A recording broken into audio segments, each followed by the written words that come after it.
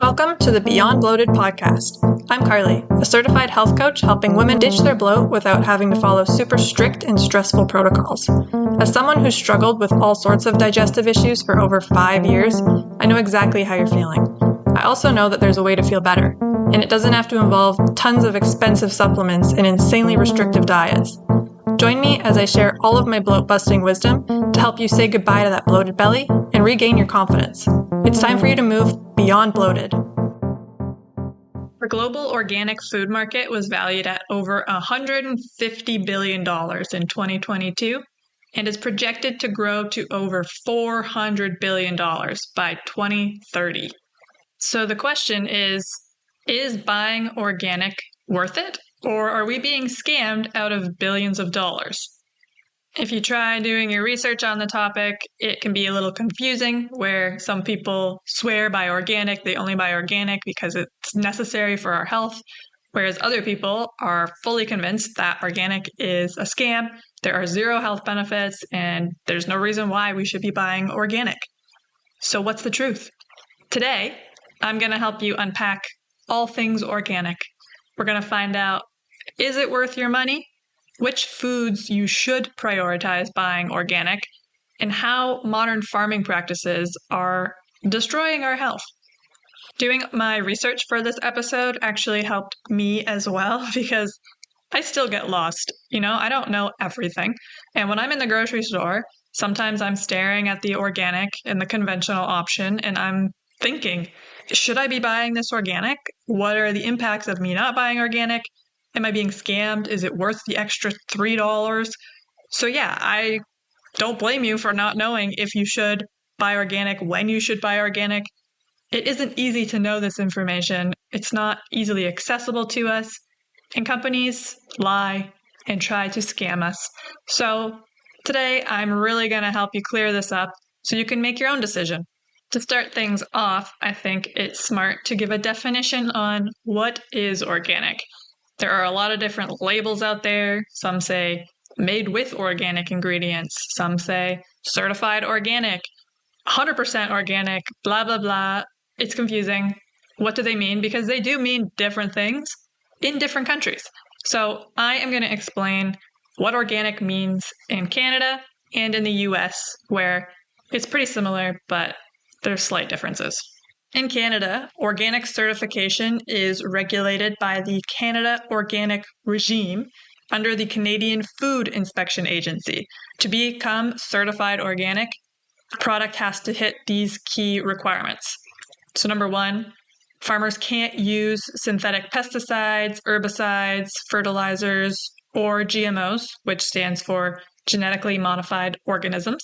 Number two, they have to use natural farming practices, which means soil health must be maintained using compost, crop rotation, and organic seeds when available. Number three, livestock must have access to the outdoors, pasture, and organic feed with no growth hormones or antibiotics except for illnesses. And number four, products that get hit with the organic label must be at least 95% organic. And if they hit all of those requirements, they get the Canada Organic logo, which signals this product is certified organic. In the US, organic certification is managed by the USDA National Organic Program, and these are the key points that need to be hit to become certified organic. So number one, they cannot use synthetic fertilizers, GMOs, and irradiation. Only natural pesticides are allowed with a few exceptions. Number two, farmers must use methods that enhance soil health and ecological balance. Number three, animals need outdoor access, organic feed, and no antibiotics or hormones. And number four, this is the labeling. So the labeling in the US is a little bit more confusing. 100% organic means all ingredients are organic. Organic means 95% organic or more. And made with organic ingredients is for products with at least 70% organic content. And you still want to be looking for that seal of approval. In the US, it is the USDA organic seal. Now, if you go out to the grocery store and you're trying to buy a product with one of these seals on it, the organic certification, you are going to be paying 50 to 200% more than the conventional option. So again, the question is this a scam, or is the 200% increase justified? I'm going to let you decide that for yourself by letting you know some of the reasons why it is more expensive to buy an organic product. So first of all, organic farming relies on manual labor for tasks like pest control, weeding, and crop rotation, rather than chemicals or machinery. Someone out there manual farming is going to be more expensive than getting a machine to go down the rows and spray chemicals all over your food. Secondly, organic seeds, natural fertilizers, and approved pest management tools cost more than the conventional counterparts. Thirdly, organic farming avoids GMOs, again, those genetically modified organisms, which I am going to talk about in a little bit, and synthetic fertilizers, which can lead to smaller crop yields, which of course increase the cost. If you're doing all this manual labor and you're getting a smaller amount of food than the conventional guy who's spraying it with chemicals and getting way more, that's going to increase the cost. Fourth, farmers must pay for annual inspections, certification fees, and compliance with strict standards. So at the beginning of the episode, when I listed off all the criteria that farmers need to hit to get the certified organic label, they have to pay for that. They don't just get it because they said they did it. Someone has to come, inspect the farm, make sure they're telling the truth, pay fees. That makes the price more as well. Number 5, organic methods like composting, crop rotation, and raising animals humanely, all the things that they have to do to be certified organic, take more time and resources than not doing them. And finally, number 6, with only about 1% of farmland being organic in the US and Canada, limited supply drives up the prices. Out of all the farmland out there, 1% is organic. That's definitely going to make the prices go higher. So now you know why organic costs more. Again, it's up to you to decide if you think all of that is worth the 50 to 200% price increase that organic products are typically valued at. And I also want to address a common misconception about organic food. So people believe that when you buy organic, that means it is completely free of pesticides. And yes, it's true that synthetic pesticides that they use in conventional farming are not allowed in organic agriculture, but organic farming does allow the use of natural pesticides. Natural pesticides come from natural sources like plants, minerals, or microbes. So some examples are neem oil and this word that is tough for me, diatomaceous earth. It's actually what my bath mat is made of, and it's freaking sweet because it absorbs all the water. It's crazy. A little off topic, but anyway. These are considered less harmful to the environment and human health compared to the synthetic options, but that doesn't mean they are completely risk-free either. With all the stipulations around how to become certified organic, of course, organic pesticides also have to meet strict standards to be approved for use. So in both Canada and the US, organic certifiers evaluate whether the pesticide is necessary and it ensures that it has minimal environmental and health impacts. Organic farmers often use pesticides as a last resort, so it's not like they're spraying natural pesticides on everything for the hell of it. It has to be absolutely necessary. First, they rely on techniques like crop rotation, companion planting, and natural pest predators before they go to the natural pesticides. Like I said, natural pesticides are generally less toxic, but they can still pose some risks if they're used in high amounts. So for an example, there is a natural pesticide called rotenone or something like that, and it has been linked to health concerns and is now banned in many places. So yes, it's banned in many places, but it was used as a natural pesticide. The difference lies in their environmental persistence. So natural pesticides often break down more quickly than the synthetic ones, reducing their long-term impact.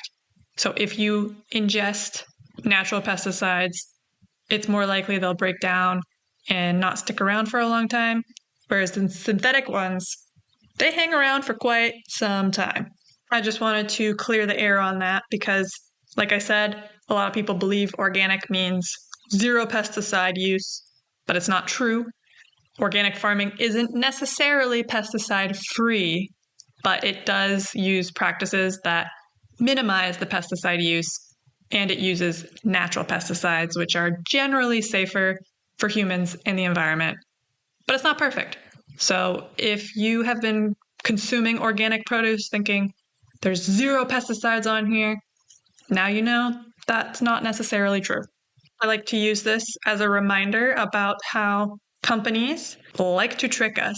Organic has this reputation of being healthy and better for the environment, and it's so great. Nothing could ever be wrong with an organic produce option, but there is still some risk, and I believe organic is better than the alternative. Hey everyone, Carly here. If you are tired of feeling bloated and uncomfortable, which I know you are, I have something that can really help. My free ultimate guide to bloat busting. I've been there myself, and I know how frustrating it is to try super restrictive diets and expensive supplements without getting results. If those methods were going to work, they would have worked by now. That's why I created this guide to offer you a different approach. In the ultimate guide to bloat busting, you'll learn techniques to listen to your body and eat with intention, avoiding overeating and choosing foods that truly benefit you, tips for proper hydration to support digestion and reduce bloating, a guide to delicious foods that promote a healthy gut and how to easily incorporate them into your meals, and effective methods to manage stress, which plays a huge role in gut health.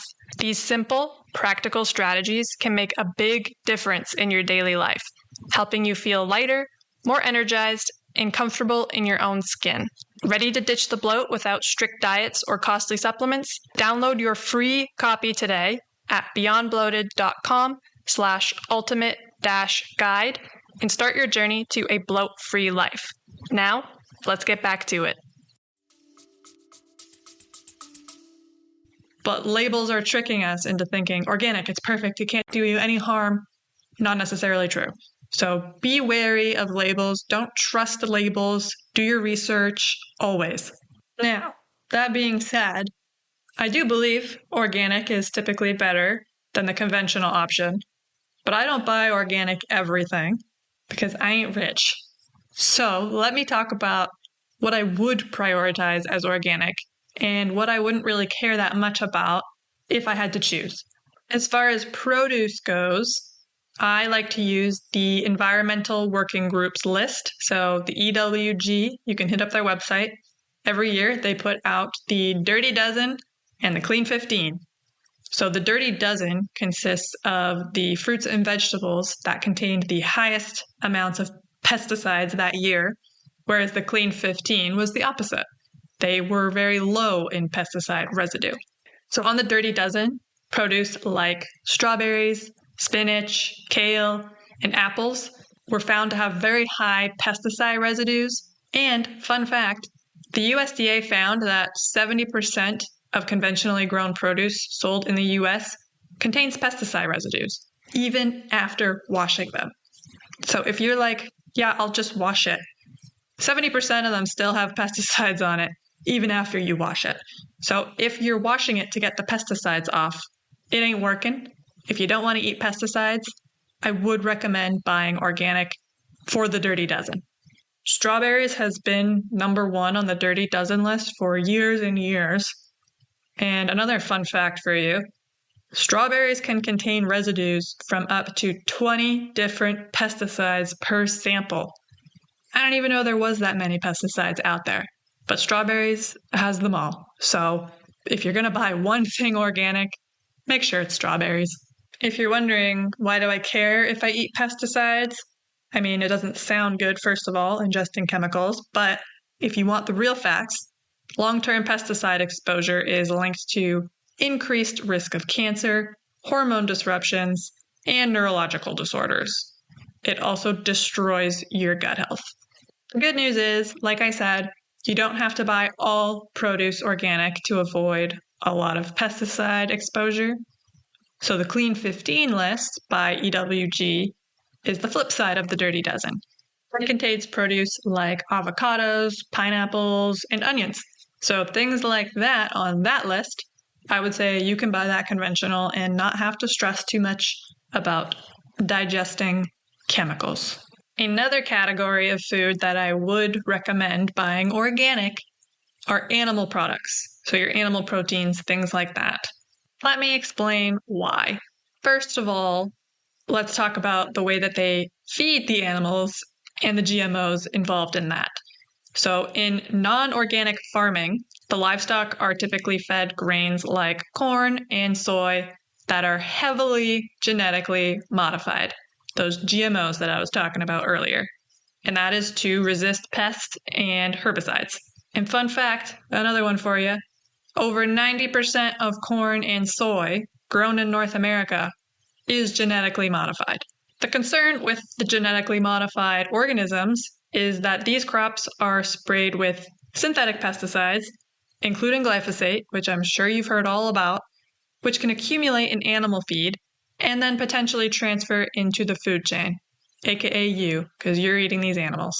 Whereas the certified organic animals must be fed a 100% organic, non-genetically modified diet, which means their feed is grown without synthetic pesticides or GMOs, which reduces your chemical exposure. Next, we have the pesticide and antibiotic residues. Animals that are in the conventional farming system are often exposed to antibiotics, synthetic hormones, and pesticide-fueled feed. Residues from these substances can end up in the meat, the milk, or the eggs that you consume because they were injected into the animal that produced that food. Whereas the organic certification system prohibits the use of antibiotics, except for when treating illness, growth hormones, and synthetic additives. Animals are raised on organic feed, minimizing their chemical exposure. Aside from the chemical exposure, which I already talked about, how that contributes to a whole ton of health issues, the conventional meat that is treated with the antibiotics is also contributing to the rise of antibiotic-resistant bacteria. And this is a big problem because that already causes 35,000 deaths annually in the US. Animal welfare is another concern. In the conventional practices, the animals are often confined to very small spaces with little access to the outdoors. I'm sure we've all seen little clips and videos of, all the chickens crammed into the cages or the cows all smushed together. Very sad. And then we all are like, I'm going vegetarian. But then we forget about it like an hour later and then we're back to eating meat. This is actually an issue for more than just like feeling sad. Those animals are very stressed out. And when you are stressed, how do you feel? You feel pretty terrible. And anything that you would produce, say eggs or milk or meat, is not going to be very nutrient dense or high quality because you did not live a very high quality life. Organic standards require that animals have access to the outdoors, pasture, and space to engage in natural behaviors, which leads to a healthier and less stressed out livestock. Basically, these animals are allowed to live a lot more like they would normally live in the wild. They have access to grass, pasture, bugs, all the things that they would have access to if they weren't shoved in a cage. Then, of course, there is the environmental impact. Organic livestock farming is less harmful to the environment because it avoids synthetic fertilizers and pesticides that can pollute our water systems, and grazing and rotational practices promote healthier soils and biodiversity, which I am going to talk about in a little bit, how our current standard modern farming practices are depleting our soil of nutrients, and it's not good for us. Which leads me to the final issue at hand, the nutritional benefits. Studies suggest that organic animal products may have higher levels of omega-3 fatty acids, particularly in organic milk and eggs, due to better feed quality. So they're not eating the genetically modified pesticide sprayed feed. and lower levels of harmful substances like antibiotic residues or synthetic hormones, because that can be in your milk and your eggs if the animal consumed it or was shot with it or whatever. Basically, choosing organic animal products is about more than just avoiding the chemicals. When we were talking about produce and the Dirty Dozen, it was a lot of focus on this is sprayed with a shit ton of chemicals, the Clean 15, not so much. For the animals, it's more about them being treated well, fed a clean diet, and raised in a way that's better for the environment and for your health because it impacts nutrient density of the food. That is why I do believe that buying organic animal products should be a top priority. If you can only buy one category of organic food, make it your animal products. A few things you can do to try to help bring the cost of organic produce and animal products down is to shop local. So farmers markets typically have uncertified but still chemically free produce. You can chat with the farmer, you can do your research and find a farm that you trust. A lot of times these little guys can't afford to pay like the certification fees to become certified organic, but they still have a lot of the processes in place. For produce, it is smart to buy in season. So again, seasonal organic produce is going to be cheaper than out of season. And you can also buy frozen. I go to Costco and I buy the frozen organic berry blend because, like I mentioned, strawberries are number one on the Dirty Dozen list. They have 20 different types of pesticides all over them, but I like strawberries. So I make sure I get frozen organic and then I'm all good. And sticking with the theme of Costco, you can also buy in bulk. So buying the big bag of organic frozen berries at Costco is going to be more cost effective than buying the tiny bag at your local grocery store. And you could even try growing your own food for certain things. I got like a sprouts making kit, so easy. Then I don't have to buy organic sprouts at the store because it's like $6 for this tiny little container. Instead, I just grow it myself and it's so easy. You could make your own herbs or you could have like a little garden in your backyard with some staple things. You know, do what you can and it could be a fun little project for you too. All right, so as promised, I'm going to talk a little bit about modern farming practices and how it's impacting our health. So GMOs, genetically modified organisms, have that name because their genetic material has been altered or modified in a way that does not occur naturally through traditional breeding. Scientists use genetic engineering to add, remove, or modify specific genes to achieve desired traits. It's like these weird Frankenstein products that they're creating. The reason why they do this is to make crops resistant to pests, diseases, and herbicides, enhance crop yield or growth in challenging conditions, like if they're trying to grow shit in a drought. And of course, they want to improve shelf life because everything is about the mighty dollar. Now, if you're just hearing all the benefits of GMOs, you're like, that sounds sick. We can grow food in a drought. It's resistant to pests and it won't die from being sprayed with chemicals, and it even lasts longer. Sounds like a pretty sweet deal if you're only hearing the one side. So I'm going to give you both sides because that is how we make decisions. We need all the information. So there are a lot of health concerns with GMOs. Studies generally indicate that GMOs are safe for consumption because the studies done are by the companies that are selling the GMOs. You will not find a lot of studies done by third party because they don't want that. The companies making money off of it don't want you to know that GMOs can damage your health. What we do know is that residues from herbicides like glyphosate, which is used on GMO crops, have health concerns. There are issues with our health linked to these things. So put two and two together. You're eating crops laced with glyphosate, which is a chemical. That's not going to be good for you. Next, we have the environmental impact. GMO crops that are engineered to tolerate herbicides, like Roundup, glyphosate, they're the same thing, have led to increased herbicide use because they can tolerate it. So they're using more and more and more of it. This can harm biodiversity, contaminate our water supply, and create super weeds that are literally resistant to the herbicides. Modern farming techniques also use this thing called monofarming, meaning they only produce one crop at a time. So like you'll see a giant field of corn or wheat. That's actually not natural. That's not how we're supposed to farm. If you look in nature, in a forest, it's not like all the trees are here and then 12 feet away is like all the bushes are here. Things are mixed together because that's how it's supposed to be. A monoculture farming of GMO crops can reduce genetic diversity, which makes our ecosystems more vulnerable to pests and disease. So even though they're creating these super plants that are resistant, the byproduct of that is making our ecosystem more vulnerable to pests and disease. And like I said, everything is about money here. So did you know that GMO seeds are patented, which means farmers have to purchase new seeds every single season from the companies that own the patented GMO seeds, rather than saving their seeds from their harvest like an organic farmer would do.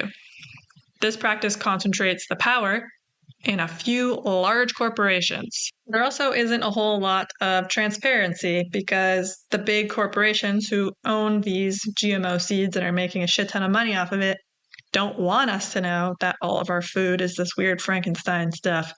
So many consumers actually feel like they have the right to know whether their food contains GMOs. However, labeling laws don't make you do that. So in Canada, where I live, there is no mandatory labeling saying this was made with a GMO product. There are labels for certified organic, which means no GMOs. There is a non-GMO label, but there is nothing that says this was made with a GMO, which is a little concerning because I think we have the right to know what we're putting in our bodies. So yes, at a quick glance, GMOs seem like a cool idea. But they are not. They are not natural. They contain pesticides, chemicals that are destroying our health, and they're depleting our soil of nutrients. The farming practices are not natural also. That is not how farming is intended to be, and they're really screwing us here. Crops that are grown in nutrient-poor soil, like the GMOs, have lower levels of essential vitamins and minerals. Studies have actually shown that over the past 50 years, the nutrient content in fruits and vegetables has decreased by up to 40% due to soil depletion from modern farming practices. I read a stat a little while ago about how our great-grandparents would eat one orange, and to get that same amount of vitamins and nutrients from that orange today, we would need to eat 6 oranges to get that same quality of nutrients. On the flip side of that, organic farming practices increase soil organic matter by up to 30%, which improves soil health and reduces erosion. And organic farms also emit 40% less carbon dioxide compared to the conventional farms. After listening to all of that information, I think it would be pretty hard to say organic food is a scam. There are clearly some very great benefits to buying organic, and some potentially detrimental health issues when you don't buy organic, specifically for certain products. I do not think it is necessary to buy organic everything, but I would suggest prioritizing it for the Dirty Dozen and for animal products. Obviously, farming practices have a significant impact on the quality of our food and health. That is literally where our food is grown and bred.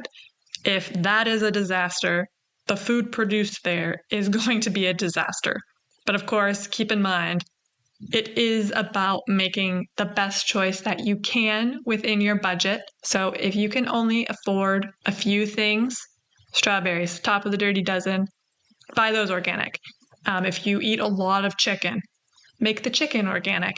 Even just swapping out a couple of your most consumed items with organic is going to help. So just do your best, take this information, make a decision, run with it. Your health is important, but so is your wallet. So, I would rather you eat fruits and veggies, conventional, than not eat them at all. But if you can buy a few important ones that are laced with pesticides organic, that's even better. If you have any questions about today's episode, or you just want to talk further on the topic, Send me a DM on Instagram at beyond.bloated, or send me an email, carlyclose@beyondbloated.com. I'm always happy to chat. And that being said, I'll talk to you next week. Thank you for listening to the Beyond Bloated podcast. If you enjoyed today's episode, please take a moment to subscribe and leave a review. And don't forget to share this podcast with your fellow gut goddesses. If you'd like to chat about today's episode, send me a DM on Instagram at beyond.bloated. Until next time, bye!